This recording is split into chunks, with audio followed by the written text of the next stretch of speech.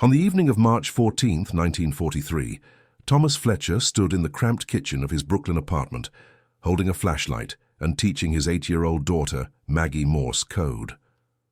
The war felt distant that night, something happening across an ocean that seemed impossibly far from their modest street in Bensonhurst. Thomas had no way of knowing that his simple father-daughter game would, within 72 hours, unravel one of the most sophisticated enemy intelligence networks operating on American soil. What he thought was just a silly trick to keep his daughter entertained would become the key to exposing operatives who had been transmitting critical information about Allied ship movements for nearly 18 months. Before we dive into this story, make sure to subscribe to the channel and tell me in the comments where you're watching from. It really helps support the channel. This is the story of how an ordinary widower, dismissed by his neighbors as eccentric and overly cautious, would prove that sometimes the most important discoveries come not from trained professionals, but from someone who simply paid attention when everyone else looked away. Thomas Fletcher had been a single father for 2 years, ever since his wife Catherine passed away from pneumonia in the winter of 1941. At 34 years old, he worked as a machinist at the Brooklyn Navy Yard, one of approximately 75,000 workers who passed through those gates every day, building the destroyers and battleships that would carry American sailors into the Atlantic. His hands were permanently stained with oil and metal dust, his back perpetually sore from 12-hour shifts, bending over lathes and drill presses. But every evening, no matter how exhausted, he came home to Maggie and tried to be both mother and father to a little girl who still asked when Mommy was coming home. Their apartment building on Bay Ridge Avenue housed 16 families, most of them in situations similar to Thomas's. Working-class folks doing their part for the war effort, rationing sugar and butter, collecting scrap metal, buying war bonds with money they could barely spare. The building superintendent, Walter Kemp, was a retired merchant marine who kept the boilers running and the hallways clean. Mrs. Delgado on the first floor ran a small tailoring business from her apartment. The Kowalski family on the 3rd floor had 3 sons in uniform, their photographs displayed proudly in the window, alongside a service flag with 3 blue stars. And then there was the Hoffman family in apartment 4B, directly across the hall from Thomas and Maggie. Heinrich and Greta Hoffman had moved into the building in late 1941, just weeks after Pearl Harbor. They were quiet, polite, always paid their rent on time. Heinrich worked as an accountant for a shipping company in Manhattan. Greta kept house and tended a small victory garden on the building's roof. They spoke English with slight German accents, but so did half the neighborhood. Brooklyn was full of German immigrants who had fled Europe in the 1920s and 30s. Nobody thought much of it. Thomas had exchanged pleasantries with them dozens of times. Heinrich once helped him carry groceries up the stairs when Thomas had injured his back at work. Greta occasionally watched Maggie for an hour when Thomas had to work late. They seemed like decent people trying to make their way in a new country during difficult times, but there was something that nagged at Thomas, a detail so small he felt foolish even noticing it. The Hoffmans kept odd hours, not every night, but several times a week. Thomas would wake around 2 or 3 in the morning to check on Maggie or use the bathroom, and he would see light beneath the Hoffmans' door. Not lamplight, but a flickering, irregular light that lasted for 15 or 20 minutes before going dark again. Once, standing in the hallway, he thought he heard a strange clicking sound, rhythmic and precise like a telegraph operator at work. He mentioned it once to Walter Kemp, the superintendent, who laughed and suggested the Hoffmans probably just had trouble sleeping. Lots of people did, with the war news being what it was. Thomas felt embarrassed for bringing it up and decided to let it go. Then came the evening of March 14th. Maggie had been learning about Morse code in school as part of a unit on military communication. Her teacher, Mrs. Patterson, had given the class a chart showing the dots and dashes for each letter, and Maggie was fascinated. She kept trying to tap out messages on the dinner table, making Thomas guess what she was spelling. After dinner, as Thomas washed dishes and Maggie dried them, she asked if they could practice with a flashlight instead of tapping. She had read in a book that sailors used signal lamps to communicate between ships, and she wanted to try it. Thomas found their emergency flashlight in the kitchen drawer, tested it to make sure it still worked, and showed Maggie how to make short flashes for dots and long flashes for dashes. They stood in the darkened living room, Thomas holding the flashlight, Maggie calling out letters, both of them laughing when Thomas got confused and spelled out nonsense words. They practiced for perhaps 20 minutes. Thomas spelled out Maggie's name, then Mommy, then Brooklyn. Maggie spelled out her favorite words: butterfly, chocolate, sunshine. It was a small moment of normalcy in a world that seemed increasingly uncertain, a father and daughter finding joy in a simple game. Around 8:30, Thomas tucked Maggie into bed, read her a chapter from The Secret Garden and kissed her forehead. He did the evening dishes, listened to Edward R. Murrow on the radio for 15 minutes, then went to bed himself. He had an early shift the next morning. He woke sometime after 2 a.m. needing to use the bathroom. The apartment was dark and silent, except for the distant sound of a police siren blocks away. He shuffled down the hall, trying not to wake Maggie. That was when he saw it. Light beneath the Hoffman's door. But not steady light this time. Flashing light. Short flash, short flash, short flash, long flash, long flash, long flash, short flash, short flash, short flash. Thomas stood frozen in the hallway, his heart suddenly pounding. SOS. 3 dots, 3 dashes, 3 dots. Even someone with Maggie's rudimentary knowledge would recognize that pattern. But the flashes continued. More patterns, complex sequences that went far beyond a simple distress signal. Thomas stood there in his pajamas and bare feet, watching the light flicker beneath the door, his mind racing. He remembered the clicking sounds he had heard weeks earlier. He thought about Heinrich's job at a shipping company. He recalled conversations in the hallway where Heinrich had asked seemingly innocent questions about Thomas's work at the Navy Yard, what ships were being built, when they were scheduled to launch, how many workers were on each shift. Thomas's mouth went dry. He crept back to his apartment, moving as quietly as possible, and eased the door shut. He stood in his own dark living room, his thoughts tumbling over each other. He felt ridiculous. Heinrich and Greta were neighbors, friendly people who had shown him nothing but kindness. The war had everyone paranoid, seeing enemies everywhere. He was probably misinterpreting something completely innocent. But the flashing continued. He could see it now. Faint light flickering in the gap beneath his own door, visible because both apartments faced each other across the hallway. Thomas found a pencil and paper in the darkness, positioning himself by the door.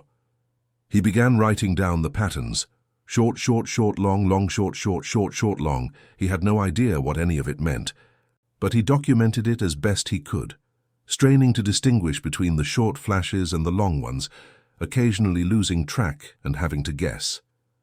After approximately 20 minutes, the flashing stopped.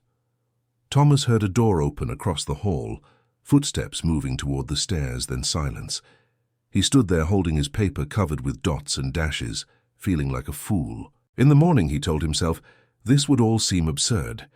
He would throw away the paper and forget about it, but he did not throw it away. The next morning, March 15th, Thomas dropped Maggie at school and took the subway to the Navy Yard. He went through security at the gates, showed his identification badge and reported to his section of the machine shop.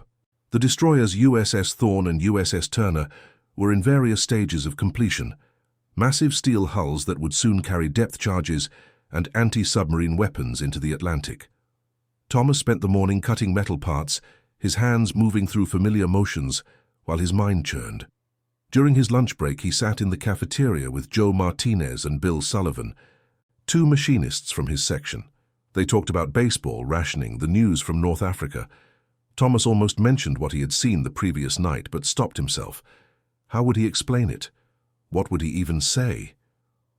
After lunch, instead of returning immediately to the shop floor, Thomas walked to the administration building. He told himself he was just going to ask a general question, nothing specific, just satisfy his curiosity so he could stop thinking about it. The Navy Yard security office was run by a Marine Corps captain named Robert Hensley. Thomas had never spoken to him before, had only seen him occasionally around the yard. He felt his courage failing as he approached the office door. A young corporal at the front desk asked if he could help. Thomas cleared his throat and said he had a question about reporting suspicious activity. The corporal, barely 20 years old with red hair and freckles, asked what kind of activity. Thomas hesitated, then said he might have seen something unusual in his neighborhood. The corporal told him to wait and disappeared into an inner office. A few minutes later, Captain Hensley emerged, a compact man in his 40s with a careful, evaluating gaze. Hensley invited Thomas into his office, a small room with filing cabinets and a desk covered with paperwork. He offered Thomas a seat and asked what this was about. Thomas found himself explaining in a rush: the neighbors across the hall, the odd hours, the clicking sounds, the flashing light he had seen the previous night. He pulled out the crumpled paper, with his crude transcription of dots and dashes. He could hear how foolish it all sounded, how paranoid and ridiculous. Hensley listened without interrupting. When Thomas finished, the captain reached across his desk and took the paper. He studied it for a long moment, his expression neutral. Then he said something that changed everything. Hensley said that 3 merchant ships had been lost in the Atlantic in the past 6 weeks, all departing from New York Harbor. All 3 incidents happened within hours of the ships leaving port, suggesting the submarines responsible had advanced knowledge of departure times and routes. Naval intelligence suspected information was being transmitted from somewhere in the New York area, but they had been unable to locate the source. Thomas felt the color drain from his face. Hensley asked specific questions. What was Heinrich Hoffmann's full name? Where exactly did he work? How long had the Hoffmanns lived in the building? What kind of questions had Heinrich asked about Thomas's work? Thomas answered as best he could, his voice unsteady. Hensley took notes, his pencil moving quickly across a legal pad. Finally, Hensley said that Thomas had done the right thing by coming forward. He instructed Thomas to say nothing to anyone. Not his neighbors, not his friends, not even his daughter. He should go home tonight and act completely normal. If he saw the flashing lights again, he should document the patterns but not approach the Hoffmann's apartment or do anything that might alert them. Thomas agreed, though his hands were shaking. Hensley promised to look into the matter immediately. He shook Thomas's hand and thanked him for his vigilance. As Thomas left the office, he heard Hensley already on the telephone, speaking in low, urgent tones. Thomas returned to the machine shop and somehow got through the rest of his shift, though he could barely focus on his work. He nearly cut his thumb on a lathe, earning a sharp reprimand from his foreman. He kept thinking about the 3 merchant ships, about sailors in the cold Atlantic, about how his silly flashlight game with Maggie might have led him to the people responsible. That evening he picked up Maggie from school and made dinner as usual. She chatted about her day, about a spelling test she had aced, about a boy in her class who had brought in a collection of German coins his grandfather had sent from before the war. Thomas made appropriate responses, but his attention kept drifting to the sounds from the hallway, wondering if the Hoffmanns were home. Around 7 o'clock there was a knock at his door. Thomas felt his stomach clench. It was Greta Hoffmann, holding a covered dish. She smiled and explained that she had made too much sauerbraten and thought Thomas and Maggie might enjoy some. Her English was accented but clear, her manner friendly and maternal. Thomas accepted the dish, thanked her and made small talk for a few minutes. Greta asked how Maggie was doing in school, mentioned that spring was coming soon, and maybe they could all plant tomatoes together in the roof garden. Nothing in her demeanor suggested anything was wrong. After she left, Thomas stared at the covered dish for a long moment, then put it in the refrigerator untouched. He could not sleep that night. He lay in bed listening to every sound in the building. Footsteps on the stairs, pipes rattling, the couple upstairs arguing about money. Around 1 a.m., he heard the Hoffmann's door open and close. Thomas got up and positioned himself by his own door. Within minutes, the flashing began again. He grabbed his pencil and paper and began transcribing, his hand cramping as he tried to capture every pattern. This session lasted longer than the previous night, nearly 40 minutes. The patterns were complex and varied, nothing repetitive or simple. When it finally stopped, Thomas had filled 3 pages with dots and dashes. He did not know what any of it meant, but he was certain now that this was no innocent insomnia or faulty electrical wiring. The next morning, March 16th, Thomas called the Navy Yard security office from a payphone near Maggie's school. Captain Hensley came to the phone immediately. Thomas explained about the lights the previous night and the transcription he had made. Hensley told him to bring the papers to the yard as soon as possible. Thomas took the subway to the Navy Yard, went through security, and delivered the papers to Hensley's office. The captain studied them intently, then made several phone calls while Thomas waited. He spoke in codes and abbreviations that Thomas could not follow, but he caught phrases like probable confirmation and prepare to move. Finally, Hensley thanked Thomas again and told him that federal agents would likely be visiting his building within the next 24 hours.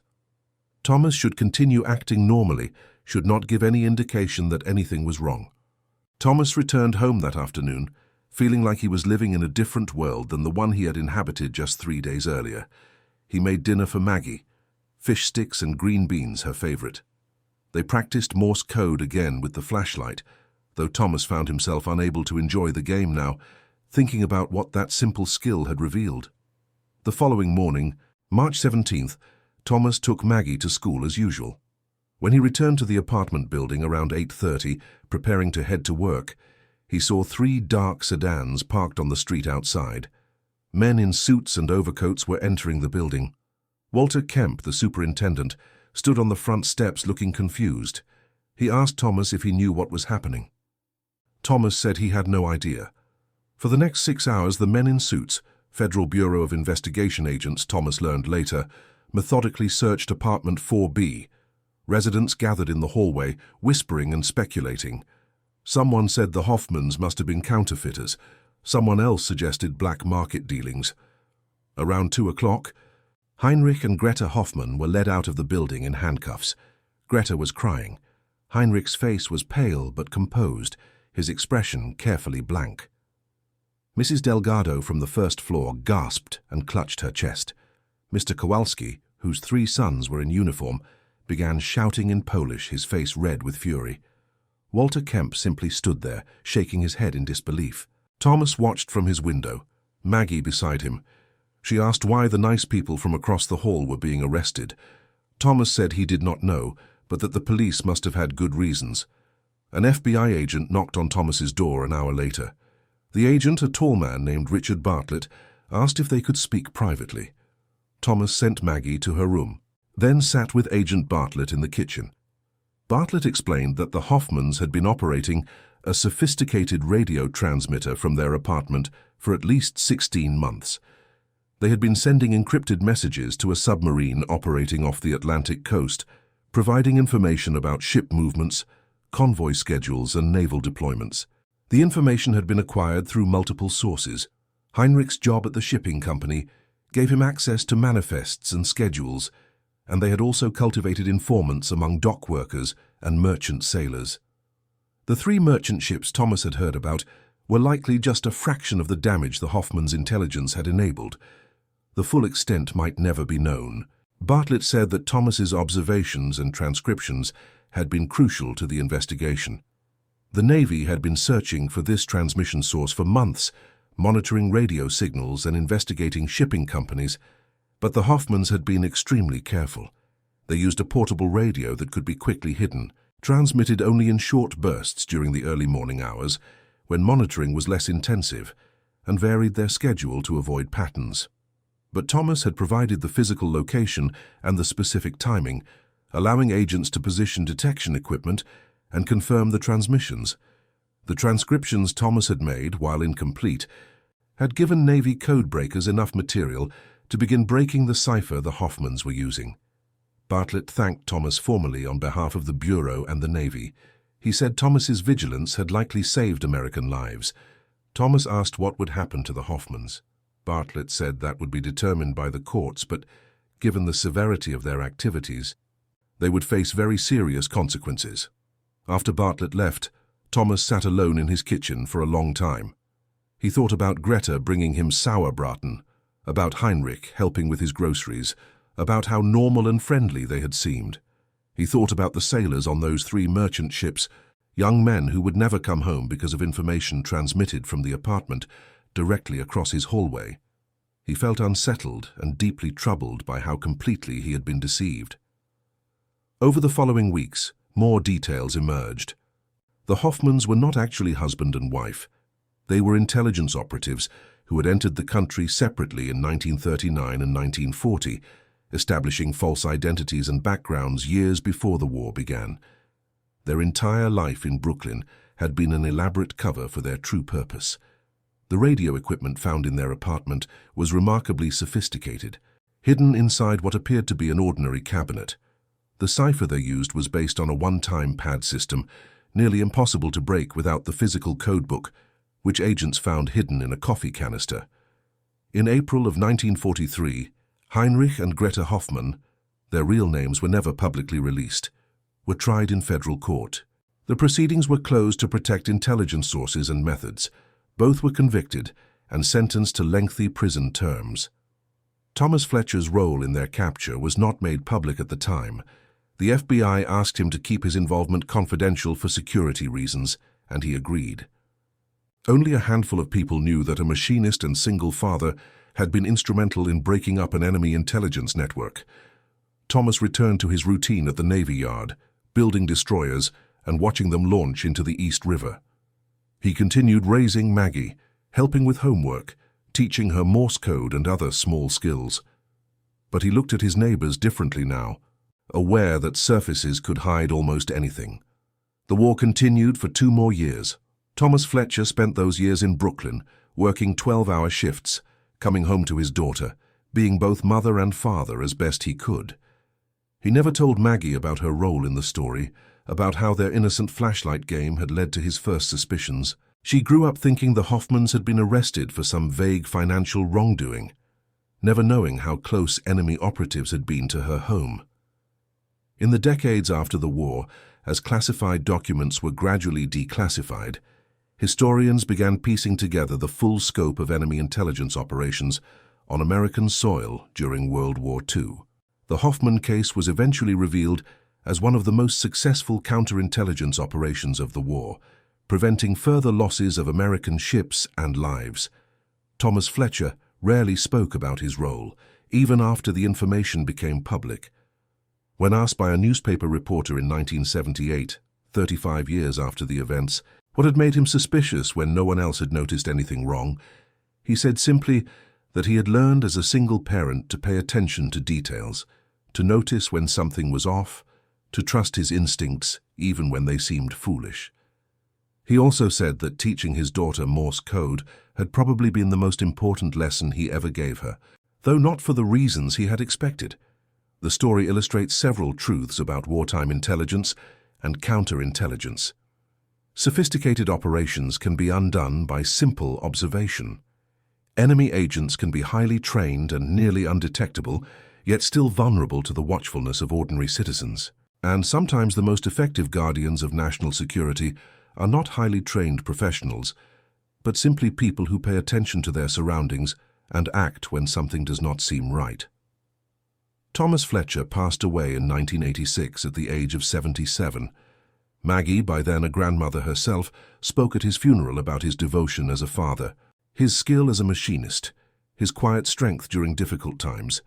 She mentioned in passing that he had once helped catch some people who were doing bad things during the war, but she did not know the full details. It was only years later, going through his papers after her own retirement, that Maggie found a yellowed newspaper clipping from 1978 and a framed commendation letter from the Federal Bureau of Investigation tucked away in a box in his attic. The letter thanked Thomas Fletcher for his invaluable service to his country in March of 1943, crediting his observations with preventing further enemy intelligence operations that had cost American lives. Beside the letter was a child's drawing, faded and brittle with age, showing a stick figure father and daughter holding a flashlight between them. Across the top in crayon was written, "Me and Daddy playing Morse code." Maggie kept both items, the official commendation and the crayon drawing, framing them together in her home. She finally understood what her father had meant all those years ago when he said that teaching her Morse code had been the most important lesson, though not for the reasons he expected. Sometimes the greatest acts of service come not from grand heroic gestures, but from small moments of attention, from simple games played between a father and daughter, from the willingness to speak up when something seems wrong, even if you fear appearing foolish.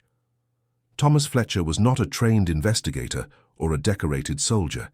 He was simply a man who loved his daughter, worked hard at his job, and noticed when the light beneath his neighbor's door flashed in patterns that should not have been there. And in noticing, in paying attention when it would have been easier to look away, he saved lives and helped protect the convoys that kept America connected to its allies across the Atlantic during the most dangerous years of the 20th century. And that concludes our story. If you made it this far, please share your thoughts in the comments. What part of this historical account surprised you most? Don't forget to subscribe for more untold stories from World War II and check out the video on screen for another incredible tale from history. Until next time.